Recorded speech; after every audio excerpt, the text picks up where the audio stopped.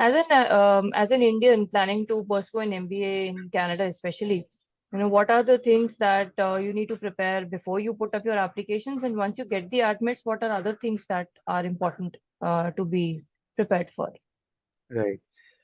So I believe before you put in your applications, I think again it's very important to understand if Canada is the right destination for you or not, and if that is the right destination, because that is something that you would be building your career in. That is the country that you would be building your career in. So if you see future prospects in that country, I think it's the primary decision that you have to make before applying to any country for that matter.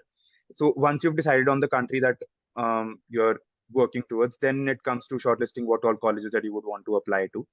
Once that is done, I believe then we can see and understand that what exactly is our profile that we would want to put forward for the applications. So the introspection part of things and the crafting of essays and understanding what exactly is that we have done, which kind of outshines what the general public would also do. And introspecting again is the major thing that comes when it comes to applying for colleges.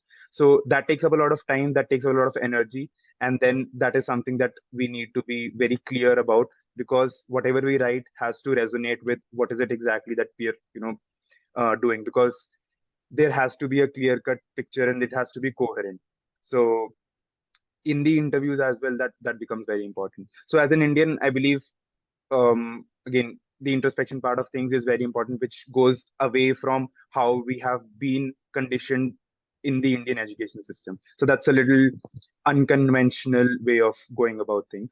But then again, I believe it does give you an opportunity to apply in a very different format. The entire world is doing more or less in working more or less the same way, so it gives us that experience. So it's a pretty um, interesting and new experience for us to apply as Indians to any university outside. And okay, so after we apply, after we get the admit, yeah. So once we get through the interviews and everything, I think the next part is the visa application process. I still think it's a very tedious process, something that you would want to talk about with to people who've already done it. You talk to peers there. What is it exactly that they missed out on while they were applying? What are the things that they did incorrectly or they would have done better? So I talked to a few people. I reached out to them. I understood what are the lodging practices. Where do they stay? What is more convenient? What is it that they would have done better when it comes to applying for visas? They told me that there are a lot of people who did this wrong and they did this wrong. So you can be a little more careful about what is it, and learn from other people's mistakes, and then go about applying for study visas as well.